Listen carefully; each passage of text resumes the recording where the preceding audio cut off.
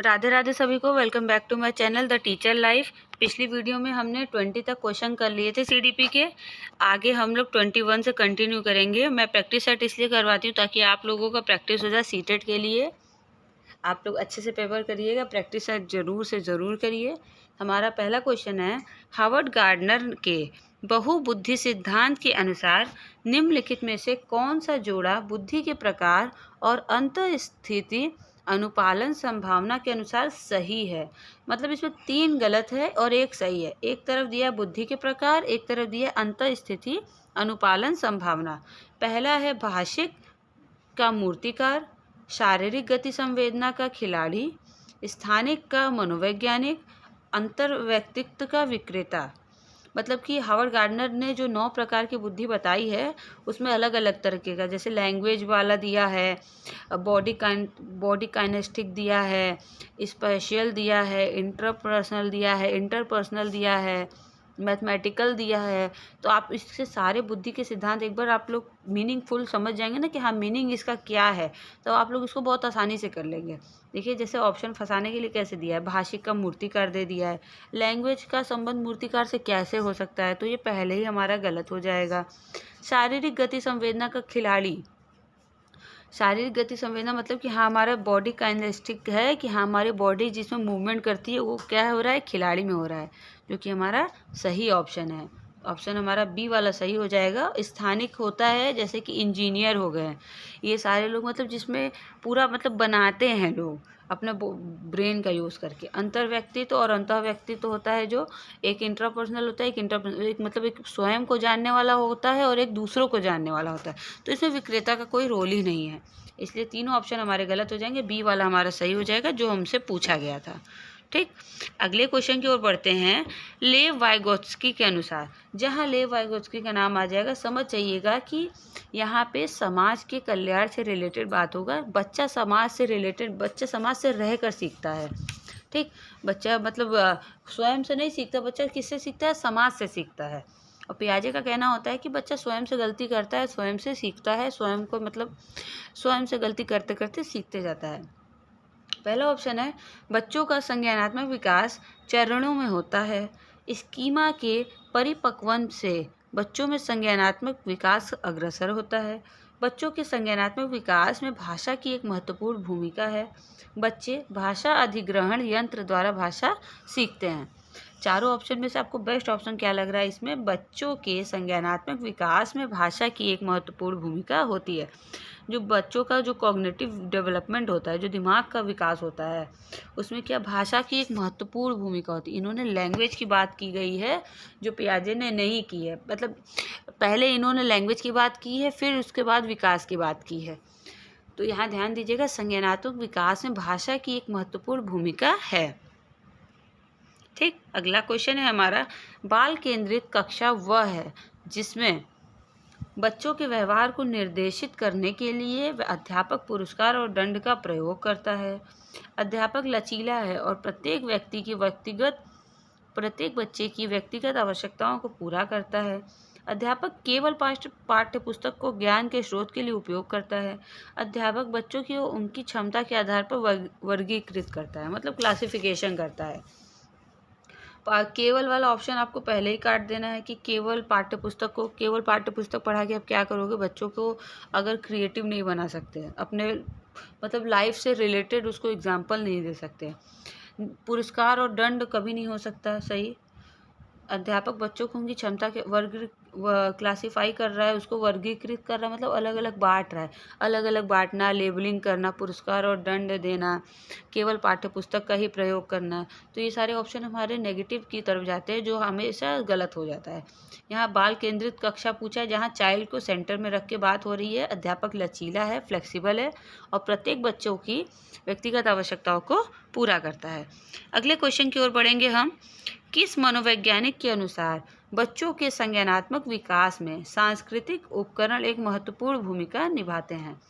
Albert Bandura, B F Skinner, Lev Vygotsky, Jean पियाजे। ये एक अच्छा क्वेश्चन माना जाता है। ऐसे राइटर का क्वेश्चन बहुत रेयरली ही पूछता है, आप लोग ध्यान देंगे तो उसको भी कर ले जाएंगे। सांस्कृतिक सोशियो कल्चर थ्योरी किसने दी थी? लेव वाइगोत्स्की ने दी थी। मैंने बताया ना, समाज से, कल्चर से रिलेटेड कौन दिया था? वाइगोत्स्की दिया था। जहाँ आप लोग सांस्कृतिक वाला पढ़ लेंगे और कुछ पढ़ने की जरूरत नहीं पड़ेगी, लेव वाइगोत्स्की टिक कर देंगे। स्किनर ने दूसरी थ्योरी दी थी, जीन पियाजे ने दूसरी दी थी, अल्बर्ट बंडूरा ने दूसरी दी थी। जीन पियाजे और वाइगोत्स्की का बहुत इंपॉर्टेंट इसमें रोल है इस सीटेट के पेपर में, इसलिए आप लोग वाइगोत्स्की और जीन पियाजे जरूर से पढ़ के जाइए। कक्षा में सभी लिंगों में जेंडर रूढ़िवादिता, जो स्टीरियोटाइप होता है, कम करने और विकास के विस्तार की संभावना को बढ़ाने के लिए प्रभावशाली पद्धति कौन सी है? एक ही लिंग के योग्यता के समूह बनाना, मतलब कि एक ही, जैसे लड़का है तो लड़का का ही पूरा ग्रुप बनेगा, लड़की है तो लड़की का ही ग्रुप बनेगा। क्रियाकलाप के लिए मिश्रित लिंग समूह बनाना और विचार विमर्श को प्रोत्साहित करना। इसमें हम लोग मिक्स लिंग समूह बनाएंगे, ताकि हम लोग कोई लड़का कोई लड़की ऐसे करके रैंडम रखते हैं, ताकि लड़कों का भी अप्रोच सामने आए, लड़कियों का भी अप्रोच सामने आए, वो अब दोनों अपना विचार विमर्श रखेंगे। लिंगों के जैविक अंतरों की उपेक्षा करना और उन्हें अस्वीकार करना, उन्हें रिजेक्ट कर दिया जाए कि हाँ आप लोग ऐसे ऐसे अलग अलग टाइप के लोग हो, तो आप लोग को इसमें समूह में नहीं रखा जाएगा, हटा दिया जाएगा। समाज में चित्रित लिंग भूमिकाओं को प्रबल करना, यहाँ पे ध्यान दीजिएगा, सभी लिंगों में जेंडर रूढ़िवादिता को कम करने के विकास के लिए, मतलब आपको स्टीरियोटाइप कम करना है, तो आप लोग पहले अस्वीकार कर दोगे तो यही स्टीरियोटाइप को बढ़ावा मिल जाएगा। इसमें एक ही लिंग का समूह बनाएंगे, ये भी स्टीरियोटाइप की तरफ ये कर रहा है। चित्रित लिंग भूमिकाओं को प्रबल बनाएंगे, ये भी जैसे मतलब समाज सोचता है कि हाँ लड़की ये काम करेगी, लड़का वो काम करेगा, उसी को बढ़ावा दिए जा रहे हैं, तो स्टीरियोटाइप तो बढ़ता ही जाएगा, कम नहीं होगा। इसमें ऑप्शन क्या हो जाएगा हमारा? क्रियाकलाप के लिए मिश्रित लिंग समूह बनाना। सबसे अच्छा होता है कि आप लोग वाद विवाद करवाएं, डिबेट करवाएं, गॉसिपिंग करवाएं, जीडी करवाएं, ताकि सारे लोग आपस में बातचीत करके उस चीज़ों को अच्छा कर पाएँ। ठीक, इसलिए हमारा ऑप्शन बी सही हो जाएगा। अगला क्वेश्चन है हमारा, अध्यापकों को कक्षा में बहुभाषीयता को डैश समझना चाहिए। पहला ऑप्शन है हमारा, एक समस्या, एक व्यवस्थागत मुद्दा, एक गुण और साधन, एक रुकावट। बहुभाषीयता मतलब कि आपके क्लास में हर बच्चा अलग अलग लैंग्वेज का यूज़ करता है, अलग अलग क्षेत्र से आता है, मतलब जो बच्चे होते हैं विद्यालय में अलग अलग क्षेत्र से आते हैं, कोई भोजपुरी बोलता है, कोई हिंदी बोलता है, कोई इंग्लिश बोलता है, जो जैसे मतलब क्षेत्रीय भाषा जिसकी जैसे से, तो एक समस्या हो सकती है? बिल्कुल नहीं हो सकती है। टीचर को उसको समस्या के रूप में नहीं लेना चाहिए। एक व्यवस्थागत मुद्दा है? ऐसा भी नहीं है। एक गुण और साधन है? हाँ बिल्कुल, कोई भी बच्चा कुछ भी बोलता है अपने क्षेत्रीय भाषा में, तो वो उसके लिए एक साधन के रूप में होगा। दूसरी भाषा सीखने में हमेशा रीजनल जो लैंग्वेज होती है हमारी, जो क्षेत्रीय भाषा होती है, वो हमेशा हेल्प करता है। एक रुकावट, बैरियर के रूप में बिल्कुल नहीं होता है। इसलिए ऑप्शन सी बेस्ट है, इसमें यही हो जाएगा। अगला क्वेश्चन है हमारा, प्रतिभाशाली और सृजनात्मक बच्चों की आवश्यकता को किस प्रकार संबोधित किया जा सकता है? जो प्रतिभाशाली और क्रिएटिव बच्चे होते हैं उनकी आवश्यकता को कैसे संबोधित किया जाएगा? चलिए ऑप्शन देखते हैं। पहला ऑप्शन है, प्रश्न हल करने के लिए विशिष्ट निर्देश उपलब्ध कराकर, रटने पर आधारित परीक्षा देकर, चुनौतीपूर्ण कार्य को निरस्ता दूर करने के लिए क्रियाकलाप देकर, वे प्रश्न देकर जिसमें अभुमुखी चिंतन की आवश्यकता हो। बच्चों को हमेशा डाइवर्जेंट थिंकिंग का बनाना चाहिए, कन्वर्जेंट नहीं बनाना चाहिए। मतलब कि कोई भी क्वेश्चन का एक ही आंसर ऐसा नहीं बोलना चाहिए।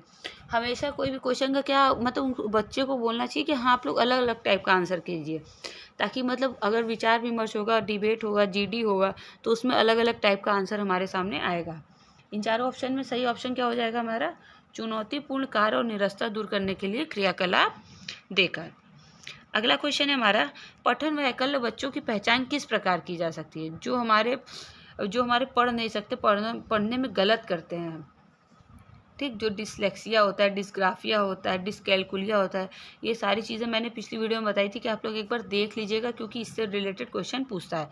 पहला ऑप्शन है, उनके पढ़ने और लिखने की कौशलता के विश्लेषण से, उनकी जटिल व उच्च स्तरीय समस्याओं को हल करने की क्षमता का आकलन करके, उनके सामाजिक एवं सांस्कृतिक संदर्भ को जानकर, पूर्ण शारीरिक स्वास्थ्य परीक्षण द्वारा। इसमें बेस्ट ऑप्शन क्या है हमारा? ऑप्शन ए सही हो जाएगा, उनके पढ़ने और लिखने की कौशलता के विश्लेषण से। आज का सेकंड लास्ट क्वेश्चन है, आंशिक दृष्टि वाले विद्यार्थियों के लिए निम्नलिखित में से कौन सी अधिगम सामग्री उपयुक्त नहीं है? नहीं वाले देखिए फिर से क्वेश्चन है। बोलती पुस्तकें, स्पर्शीय सूचना पट, छोटी मुद्रण वाली कार्यशीट, बड़े आकार में मुद्रित पुस्तकें, त्रिविमी नक्शे और चार्ट। मतलब जो देख नहीं सकते हैं, थोड़ा मतलब आंशिक दृष्टि, मतलब पूरे तरीके से नहीं देख पाते लेकिन कुछ हिस्सा देख लेते हैं। तो इसमें सही क्या हो जाएगा हमारा? छोटी मुद्रण वाली कार्यशीट, क्योंकि नहीं वाला पूछा है, स्पर्शी रहेगा तो उसके लिए बेहतर है, बड़े आकार में रहेगा तब भी वो पढ़ लेगा, त्रिविमी नक्शे और चार्ट रहेंगे तब भी वो पढ़ लेगा। लेकिन जब छोटी मुद्रण वाले रहेंगे, छोटा छोटा लिखा रहेगा तो हमेशा गलत पड़ेगा। आज का हमारा लास्ट क्वेश्चन है, समावेशी शिक्षा के पीछे अंतर्निहित विचार है। पहला ऑप्शन है, अलग अलग अक्षमताओं वाले बच्चों के लिए विशिष्ट शैक्षिक संस्थानों का प्रावधान करना। दार्शनिकता की सभी बच्चों को नियमित विद्यालय में समान शिक्षा पाने का अधिकार है। बच्चों को उनकी योग्यता के अनुसार पृथक करना और व्यावसायिक प्रशिक्षण का प्रबंध करना। बच्चों की अक्षमताओं के आधार पर उनकी सीमाओं की पहचान करने के लिए उन्हें नामांकित करना। बेस्ट ऑप्शन क्या है हमारा? दार्शनिकता की सभी बच्चों को नियमित विद्यालय में समान शिक्षा पाने का अधिकार है। आज के लिए इतना ही, मिलते हैं नेक्स्ट वीडियो में। आप लोगों को और कोई प्रैक्टिस सेट चाहिए, अगर सोशल साइंस का चाहिए तो आप लोग कमेंट में ज़रूर बताइए, मैं उसकी भी वीडियो जल्दी ही अपलोड करूँगी। अब पहली बार आए हैं तो हमारे चैनल को सब्सक्राइब कर लें। Thank you.